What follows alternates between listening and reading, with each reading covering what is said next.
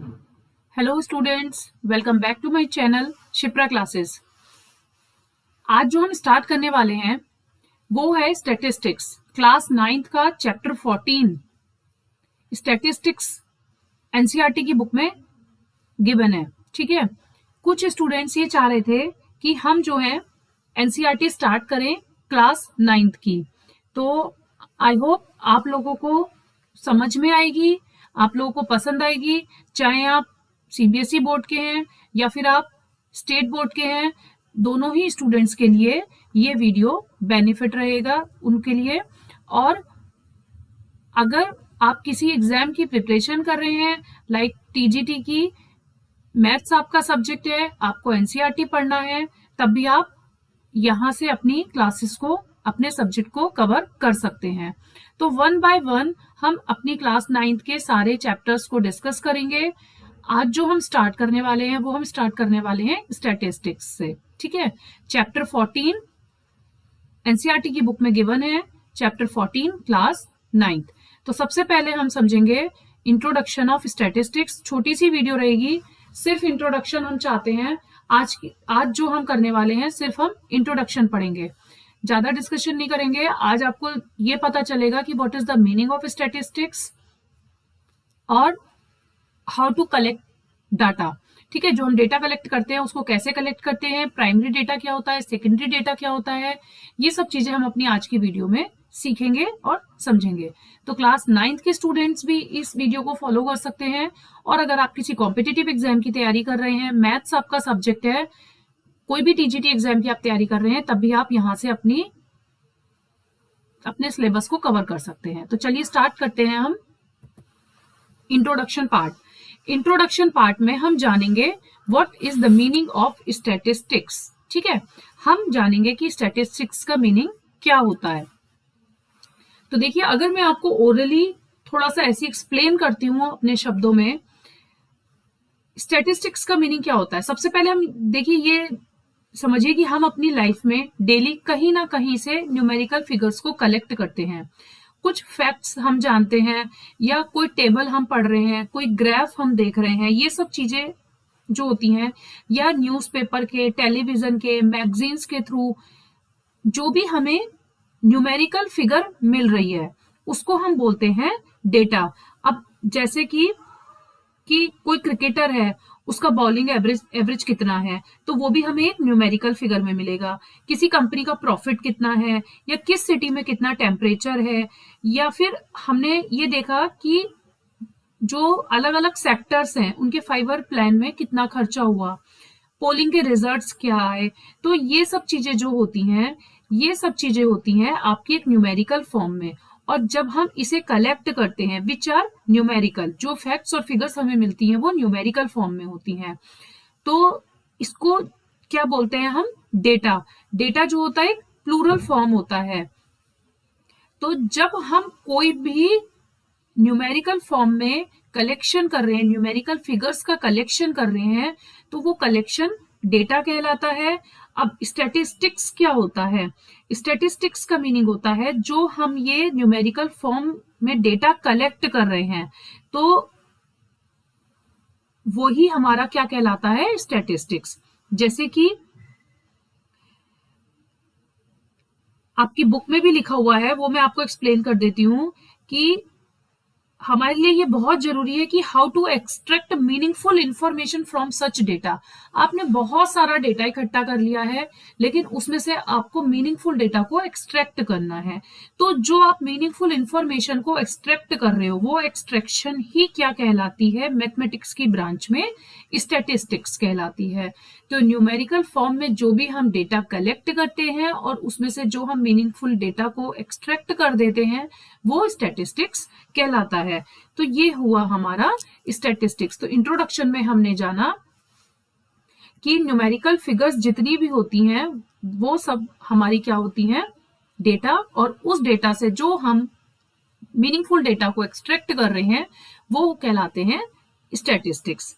ठीक है, अब स्टैटिस्टिक्स कहां से आया है, statistics comes from Latin word status. ठीक है, ये क्वेश्चन भी कई बार पूछा जा सकता है एग्जाम में कि वर्ड स्टेटस से, लैटिन वर्ड स्टेटस से स्टेटस आया है। इसी तरीके से अगर हम बात करें डेटा, ठीक है, डेटा लैटिन वर्ड कहां से आया है,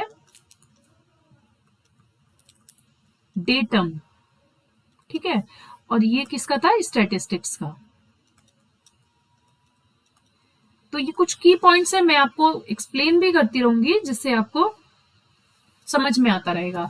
नेक्स्ट क्वेश्चन पर हम आते हैं, नेक्स्ट टॉपिक पर, जो कि है कलेक्शन ऑफ डेटा। देखिए मैं पॉइंट टू पॉइंट बात कर रही हूँ बुक के अकॉर्डिंग, कि जैसा भी आपको बुक में गिवन है उसी अकॉर्डिंग मैं आपको हर चीज एक्सप्लेन करने की कोशिश करूंगी, इंपॉर्टेंट चीजें सब डिस्कस होंगी आपके साथ। अगर आपको कहीं भी किसी पॉइंट पे कोई परेशानी आती है या कोई टॉपिक आपको दोबारा समझना है, then you can comment me comment section, ताकि मेरे को समझ में आए कि आप कहाँ नहीं समझ पाए हैं, ठीक है ना। तो अब देखिए कलेक्शन ऑफ डेटा में क्या होता है कि कैसे हम किसी भी डेटा को कलेक्ट करते हैं। हमने कोई डेटा जो कलेक्ट करा है वो प्राइमरी डेटा है हमारा या फिर वो सेकेंडरी डेटा है, ये भी पूछा जाता है। जैसे कि अगर मैं कहूँ आपके पास एक क्वेश्चन है कि आपने अपने क्लास के जो स्टूडेंट्स हैं, total students suppose to be आपके पास हैं 40, ठीक है। अब आपने इसको 4 ग्रुप में डिवाइड कर दिया, डिवाइड किस में कर दिया, 4 ग्रुप्स में। इसका मतलब आपके पास जो 1 ग्रुप होगा वो उसमें कितने स्टूडेंट्स होंगे, 10 के ग्रुप बन गए, 4 ग्रुप बन गए 10 के, ठीक है। अब आपने क्या किया, चारों ग्रुप को, टोटल ग्रुप कितने हो गए, टोटल ग्रुप्स 4। अब आपने इन चारों ग्रुप को अलग अलग डेटा कलेक्ट करने के लिए कहा, अलग अलग इंफॉर्मेशन। जैसे आपने फर्स्ट ग्रुप को बोला कि आप 20 स्टूडेंट्स, अपने क्लास के 20 स्टूडेंट्स की हाइट बताइए, मींस इसका डेटा कलेक्ट करके लाइए। ऐसे ही आपने दूसरे ग्रुप को बोला कि आपके क्लास में हर महीने, हर दिन कितने स्टूडेंट एब्सेंट होते हैं, number of absentees in each day in your class for a month, ठीक है। पहले आप क्या करेंगे, एब्सेंटीज को देखेंगे कि हर दिन कितने स्टूडेंट एब्सेंट हो रहे हैं, तो उससे आपको मंथ का एवरेज निकल जाएगा, मींस नंबर ऑफ एब्सेंटीज आपको बतानी है, ठीक है।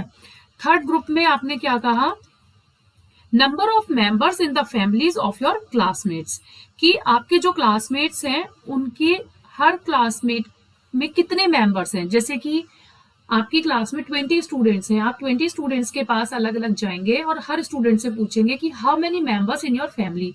किसी की फैमिली में 3 होंगे, किसी की में 4 होंगे, किसी की में 5 होंगे। तो इस तरीके से आप क्या कलेक्ट कर रहे हैं, नंबर ऑफ मेंबर्स, ठीक है ना, हर स्टूडेंट का। फोर्थ आपने ग्रुप को क्या काम सौंपा कि हाइट्स ऑफ 15 प्लांट्स इन और अराउंड योर स्कूल, कि आपको हाइट बतानी है, हाइट ऑफ 15 प्लांट जो आपके स्कूल में लगे हुए हैं उन प्लांट्स की आपको हाइट बतानी है। आपके स्कूल के आसपास जो भी 15 प्लांट्स हैं उनकी हाइट मेजर करके लाइए। अब आपको क्या करना होगा, इसका आंसर आप कैसे इंफॉर्मेशन को कलेक्ट करेंगे, या तो आप हर स्टूडेंट के पास जाकर इसको कलेक्ट कर सकते हैं, या फिर ऐसा भी हो सकता है कि ये इसमें से कुछ इंफॉर्मेशन आपके स्कूल के रिकॉर्ड में हो, जैसे कि नंबर ऑफ मेंबर्स हैं, हो सकता है स्कूल के रिकॉर्ड में हो कि आपके स्टूडेंट, आपके क्लासमेट्स के कितने मेंबर्स हैं फैमिली में, ठीक है। या फिर कि नंबर ऑफ एब्सेंटीज मैम के रजिस्टर में होगा ना कलेक्शन। तो जब आप किसी स्टूडेंट के पास डायरेक्ट जा रहे हैं पूछने की व्हाट्स योर हाइट, तो वो हुआ आपका प्राइमरी डेटा। अगर आप मैम से उस डेटा को कलेक्ट कर रहे हैं, मैम के पास अगर हाइट का डेटा है, तो वो हुआ आपका सेकेंडरी डेटा। तो डिपेंड करता है कि आपने जो इंफॉर्मेशन ली है वो प्राइमरी सोर्स से ली है या फिर सेकेंडरी सोर्स से ली है। तो ये डिफरेंस होता है प्राइमरी और सेकेंडरी डेटा में। आगे बढ़ते हैं, आगे देखिए आपकी बुक में फर्स्ट एक्सरसाइज है 14.1। इसके 2 क्वेश्चंस हैं जो मैं चाहूंगी कि आप होमवर्क में करें, मुझे कमेंट करके बताइए। फर्स्ट क्वेश्चन है, give 5 examples of data that you can collect from your day to day life. आप अपनी रोज की लाइफ में कहाँ से डेटा इकट्ठा करते हैं, क्या डेटा कलेक्ट करते हैं, वो 5 एग्जाम्पल्स आपको देने हैं और सेकेंड क्वेश्चन है classify the data in question 1 above as primary और सेकेंडरी डेटा। जो आपने 5 एग्जाम्पल्स आप मुझे दोगे कमेंट में, आपको वो ये भी बताना है कि जो आपने क्वेश्चन 1 में डेटा कलेक्ट किया है वो 5 एग्जाम्पल्स आपने प्राइमरी सोर्स से लिए हैं या फिर सेकेंडरी डेटा है आपका। तो हमने आज की वीडियो में क्या जाना, meaning of statistics, how to collect data, primary data, secondary data.